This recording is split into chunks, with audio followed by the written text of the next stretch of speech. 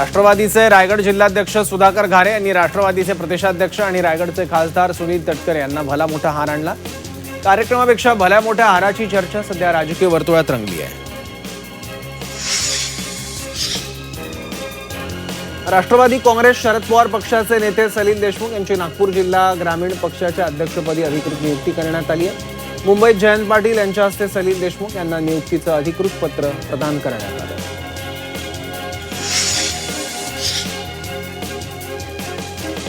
नाशिकच्या येवल्यातील 50 पेक्षा अधिक तरुणांनी भाजपमध्ये प्रवेश केलाय।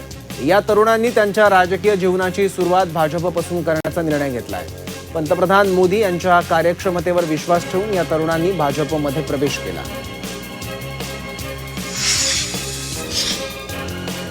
मुंबई गोवा महामार्गावरील चिपळूण डॉक्टर बाबासाहेब आंबेडकर चौक ते प्रांत कार्यालय या अंतरातील उड्डाणपुलाचं 90% काम पूर्ण झालंय। आगामी 2 महिन्यात उर्वरित काम पूर्ण करून गणेशोत्सवासाठी कोकणात येणाऱ्या गणेश भक्तांसाठी हा पूल खुला होणार आहे।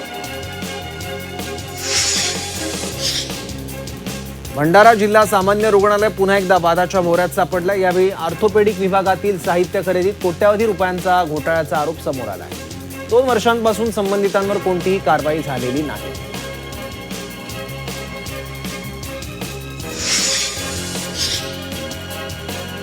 छत्रपती संभाजीनगरातील चिकलठाणा परिसरातील 95हून अधिक प्लॉट मालकांची कोट्यावधी रुपयांची जमीन बनावट खरेदी खताच्या माध्यमातून हडपल्याचा गंभीर प्रकार उघडकीस आला आहे। या प्रकरणात एमआयएमचे नगरसेवक तसंच मूळ जमीन मालकाच्या 8 वारसांनी संगनमत करून कट रचल्याचा आरोप करण्यात आला आहे। छत्रपती संभाजीनगर महापालिकेच्या घनकचरा व्यवस्थापन विभागानं प्रतिबंधित प्लास्टिक विरोधात धडक मोहीम राबवली। एका प्लास्टिक दुकानदारानं छत्रपती संभाजीनगरमध्ये पाठवलेले 50 किलो प्रतिबंधित प्लास्टिक जप्त करत मनपानं संबंधिताला 25,000 रुपयांचा मोठा दंड ठोठावला।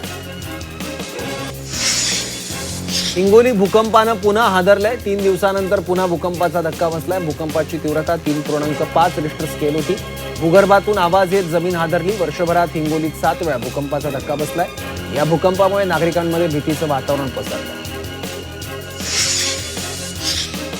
हिंगोलीत संस्था चालकानं शिक्षकाला शिवीगाळ केली। शिक्षकाला शिवीगाळ करत जीवे मारण्याची धमकी दिली आहे। पदोन्नतीसाठी अर्ज केल्यानं संताप। संस्था चालकानं शिक्षकाला शिवीगाळ केली। पळशीच्या खासगी शाळेत हा प्रकार घडला। नांदेड व जालना समाज कल्याण विभागाच्या माध्यमातून शेतकऱ्यांना देण्यात येणाऱ्या ट्रॅक्टरमध्ये घोटाळा झाल्याचा प्रकार सांगलीच्या मिरजमध्ये पुढे आलाय। मिरज तालुक्यातल्या एरंडोली इथे एका एजंटकडे 11 नवे व 1 कोरड ट्रॅक्टर आढळून आलंय। जालन्यातील अंतरवाली सराठी इथं ग्राम भेटी दरम्यान महिलांनी जिल्हाधिकारी यांच्याकडे अवैध दारू विक्रीच्या तक्रारी केल्या होत्या। प्रशासनानं त्याची गंभीर दखल घेतली आहे। उत्पादन शुल्क विभागानं तातडीनं हालचाली सुरू करत गावात पाहणी आणि चौकशी मोहीम राबवली। जळगावातील एमआयडीसी पोलीस ठाण्याच्या आवारात 2 गटात तुफान हाणामारी झाली आहे। घटनेमुळे एमआयडीसी पोलीस स्टेशनच्या एका खोलीच्या खिडकीच्या काचा फुटल्या। शाळा बंद आंदोलनामध्ये सहभागी होणाऱ्या शिक्षकांचं वेतन कापण्याचे आदेश शिक्षण संचालनालयाने दिले आहेत। या आंदोलनामध्ये 8,600 शिक्षक सहभागी झाले होते। या शिक्षकांचं 1 दिवसाचं वेतन कापण्याची कारवाई आता होण्याची शक्यता आहे।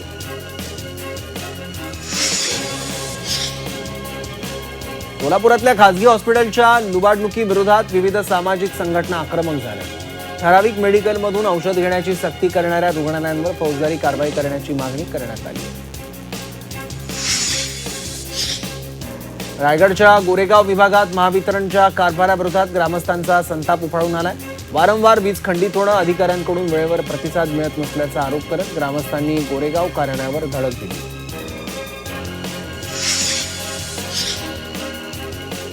पुणे जिल्ह्यात पावसानं मागील 24 तासांपासून विश्रांती घेतली आहे। या हवामान बदलामुळे पालखी सोहळ्याच्या पुढील वाटचालीला आणि परतीच्या प्रवासाला निघणाऱ्या भाविकांना दिलासा मिळणार आहे।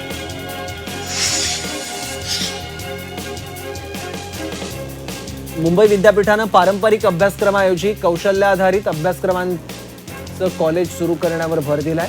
त्यानुसार 2027-28 या शैक्षणिक वर्षात 7 जिल्ह्यांमध्ये 12 कॉलेज सुरू करण्यास परवानगी देण्याचं प्रस्तावित आहे। परदेशात एमबीबीएस करणारे 86% विद्यार्थी नापास झालेत। एफएमजीचा निकाल जाहीर झाल्यानं पालकांची चिंता वाढली आहे, तर केवळ 5086 विद्यार्थी पास झाले आहेत।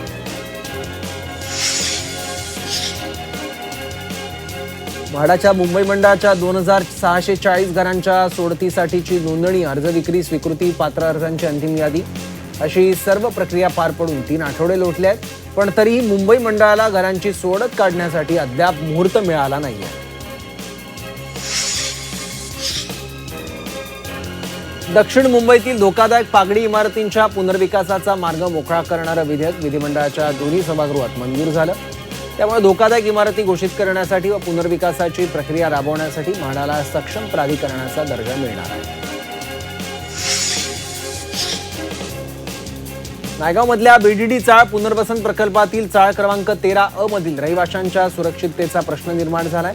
मुसळधार पावसामुळे ही चाळ धोकादायक बनली आहे. त्यामुळे जीवितहानी टाळण्यासाठी म्हाडानं चाळ रिकामी करण्याचे आदेश दिले. मुंबई महानगरपालिकेनं नागरिकांसाठी स्वतंत्र व्हॉट्सअप चॅटबोट सेवा सुरू केली आहे. मुंबईतील उघडे, तुटलेले किंवा गायब झालेले मॅनहोल कव्हर यामुळे होणारे अपघात टाळण्यासह तक्रारींचं जलद निवारण करण्यासाठी ही चॅटबोट सेवा सुरू करण्यात आली आहे. दुचाकी अपघातातील मृत व्यक्तीच्या वारसांना देण्यात येणारी भरपाई ठरवताना गृहकर्जावरील व्याजामुळे आयकर कायद्यानुसार दाखवण्यात आलेला तोटा व्यावसायिक उत्पन्नातून वजा करता येणार नाही, असा महत्त्वपूर्ण निर्णय मुंबई उच्च न्यायालयाने दिला आहे. तसंच अपघात भरपाईवरील व्याज दावा अर्ज दाखल केल्याच्या तारखेपासूनच देण्यात यावा, असंही न्यायालयाने स्पष्ट केलं. मिठी नदीच्या पाण्याची गुणवत्ता सुधारण्यासाठी सुरू असलेल्या मिठी नदी पुनरुज्जीवन प्रकल्पाअंतर्गत सांडपाण्याचे प्रवाह वळवण्याच्या कामाच्या खर्चात 21 कोटींनी वाढ होणार आहे. त्यामुळे मूळ 604 कोटींचा प्रकल्प 625 कोटींवर जाणार आहे. 12% जास्त इथेनॉल, अल्कोहोल असलेल्या औषधी फॉर्म्युलेशन्सवरील परवाना मुक्तीची सवलत केंद्र सरकारनं रद्द केली आहे. अशा औषधींच्या उत्पादन आणि विक्रीसाठी आता परवाना बंधनकारक राहणार. नोंदणीकृत वैद्यकीय तज्ज्ञांच्या प्रिस्क्रिप्शनवरच त्यांची विक्री करता येणार आहे.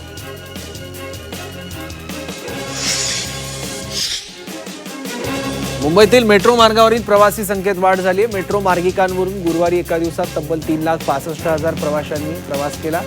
हा आतापर्यंतचा उच्चांकी आकडा ठरला.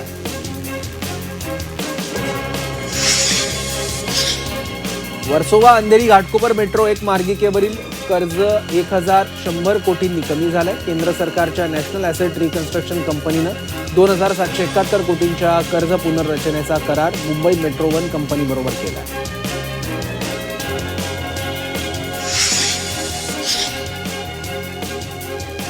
छत्रपती संभाजीनगर जिल्ह्यातल्या गंगापूर तालुक्यातील तुर्काबाद, खराडी ते घाणेगाव या रस्त्याची अत्यंत दयनीय अवस्था झाली आहे.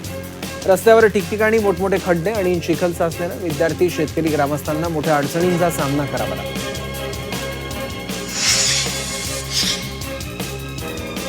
अकोला रेल्वे स्थानकावरील शौचालयांमध्ये सर्वत्र घाणीचं साम्राज्य पसरलं. स्थानकावरील प्रतीक्षालयातल्या शौचालयांमध्ये घाणीचं साम्राज्य आणि अनेक दिवसांपासून इथे स्वच्छता झालेली नाही.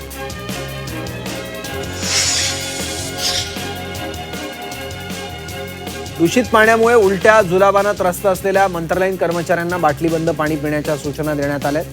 तसंच मंत्रालयातील वॉटर फिल्टर्सची साफसफाई करण्यात येते. पाण्याचे नमुनेही पालिकेकडे तपासणीसाठी पाठवण्यात आले. मुंबईत पावसानं विश्रांती घेतली आहे. उष्ण आणि दमट वातावरणामुळे उकाड्यात वाढ झाली आहे. मागील काही दिवस मुंबईत पावसामुळे जनजीवन विस्कळीत झालं होतं. मात्र आता पुढील काही दिवस हलक्या सरींचा अंदाज हवामान विभागानं वर्तवला आहे.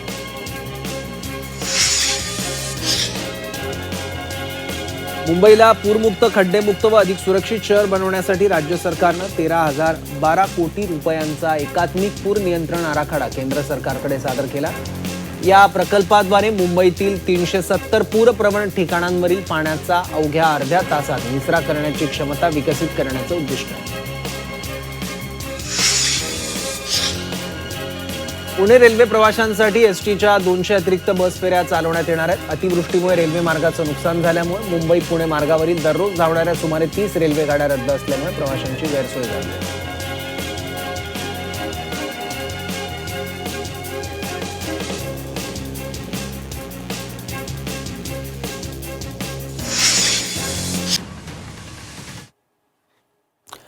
येलदरी धरणावर दुरुस्तीच्या कामादरम्यान क्रेन रुळावरून धरणाच्या भिंतीवर आदळल्यानं कामगार क्रेनखाली अडकला. यात कामगार गंभीर जखमी झाला असून त्याच्यावर जिंतूर इथल्या रुग्णालयात उपचार सुरू आहेत. वाशिम जिल्ह्यातील अनसिंग येथील इंदिरा आवास परिसरात धोकादायक अवस्थेतील वीजखांब अचानक कोसळून जिवंत विद्युत तारा रस्त्यावर पडल्या. घटनेनंतर धोकादायक वीजखांबांची तातडीने दुरुस्ती किंवा बदली करण्याची मागणी नागरिकांकडून होते आहे. उत्तर पुणे जिल्ह्यात गेल्या आठवड्याभरापासून मुसळधार पाऊस बरसलाय. त्यामुळे सोयाबीनचं अतोनात नुकसान झालं. पावसामुळे अनेक ठिकाणची पिकं वाहून गेली आहेत, तर काही ठिकाणी शेतांना तळ्याचं स्वरूप असल्यानं पिकं कुजण्याच्या मार्गावर आहेत. त्यामुळे शेतकऱ्यांवर दुबार पेरणीचं संकट ओढवलं आहे. बुलढाणा जिल्ह्यातल्या मोताळा तालुक्यात शेतकऱ्यांनी पेरलेल्या सोयाबीनचं बियाणं उगवूनच आलं नाही. त्यामुळे शेतकऱ्यांवर आता दुबार पेरणीचं संकट आलंय. किमान 200 शेतकऱ्यांना या बोगस बियाण्यांचा फटका बसला. शिरूरमधल्या अहमदाबादमध्ये कृषी केंद्रावर युरियासाठी शेतकऱ्यांच्या रांगा लागल्यात. युरिया मिळत नसल्यानं शेतकरी संतप्त झालेत. युरिया खरेदीसाठी शेतकऱ्यांची झुंबड पाहायला मिळते. वाशिमच्या भटउमरा परिसरात वन्य प्राण्यांचा धुमाकूळ पाहायला मिळतो. नुकतंच उगून आलेलं सोयाबीनचं पीक वन्य प्राणी फस्त करतायत. या परिसरात नीलगायींचे मोठमोठे कळप तयार झाले असून शेतकऱ्यांना पिकाचं रक्षण करण्यासाठी मोठी कसरत करावी लागते.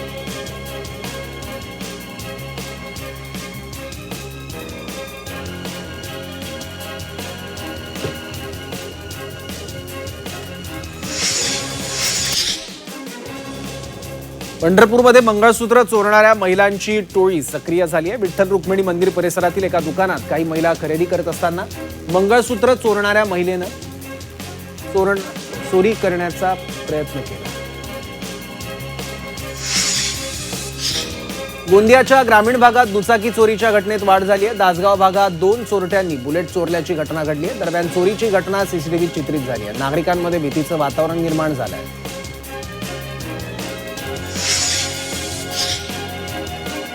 मध्यान्ह भोजन व शाळांमधील उपाहारगृहांच्या तपासणीसाठी अन्न व औषध प्रशासन सरसावलंय. आता मुंबईतील खासगी शाळांमधील उपाहारगृह तसंच मध्यान्ह भोजन पुरवणारं किचन शेड यांच्यावर एफडीएची करडी नजर असणार आहे. अन्न व औषध प्रशासनानं राज्यभर सेफ फूड सेफ महाराष्ट्र विशेष मोहीम राबवली. या कारवाईत दूध व दुग्धजन्य पदार्थ, प्रतिबंधित गुटखा, पान मसाला, मसाले, खाद्यतेल आणि बेकरी पदार्थ यांच्यावर कारवाई करण्यात आली. तसंच 58 हॉटेल, रेस्टॉरंट आणि ढाब्यांची तपासणी करून 26 सुधारणा नोटीस बजावण्यात आल्या. अन्न व औषध प्रशासनानं राज्यभरामध्ये दूध भेसळी विरोधात हाती घेतलेल्या मोहिमेअंतर्गत 9 जुलै रोजी राज्यात 5 ठिकाणी छापे मारले. या छाप्यामध्ये तब्बल 2272 किलोग्राम दूध व दुग्धजन्य पदार्थांचा 1,62,000 रुपये किमतीचा माल जप्त करण्यात आला. महानगर गॅसचं कनेक्शन बंद होणार असल्याचा बनाव करून सायबर भामट्यांनी 80 वर्षीय ज्येष्ठ नागरिकांची तब्बल 4,71,000 ऑनलाईन फसवणूक केली. या प्रकरणी पीडितेच्या मुलीने पवई पोलिसांकडे तक्रार दाखल केली असून सायबर गुन्हेगारांविरोधात गुन्हा नोंदवण्यात आला आहे.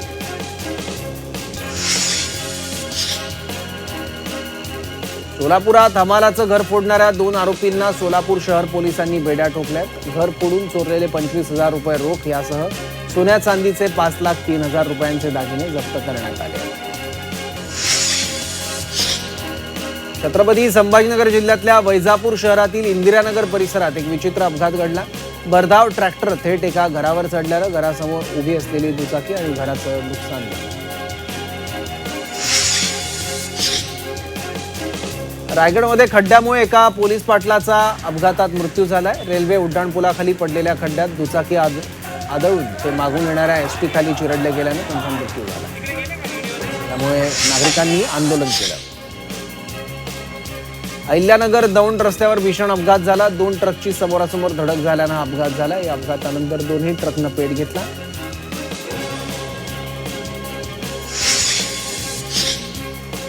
पश्चिम विदर्भात शेतकरी आत्महत्यांचा प्रश्न पुन्हा एकदा गंभीर बनलाय. जानेवारी ते मे या 5 महिन्यात तब्बल 313 शेतकऱ्यांनी आत्महत्या केल्याची धक्कादायक आकडेवारी समोर आली आहे. यामध्ये यवतमाळ जिल्ह्यात सर्वाधिक 105 आत्महत्या नोंदवल्या गेल्या आहेत. वाशिममध्ये नर्सिंगच्या विद्यार्थिनीनं आत्महत्या केली आहे. राहत्या घरी गळफास घेऊन तिने जीवन संपवलं. या आत्महत्येचं कारण अद्याप अस्पष्ट आहे. या प्रकरणी पोलिसांकडून पुढील तपास सुरू आहे.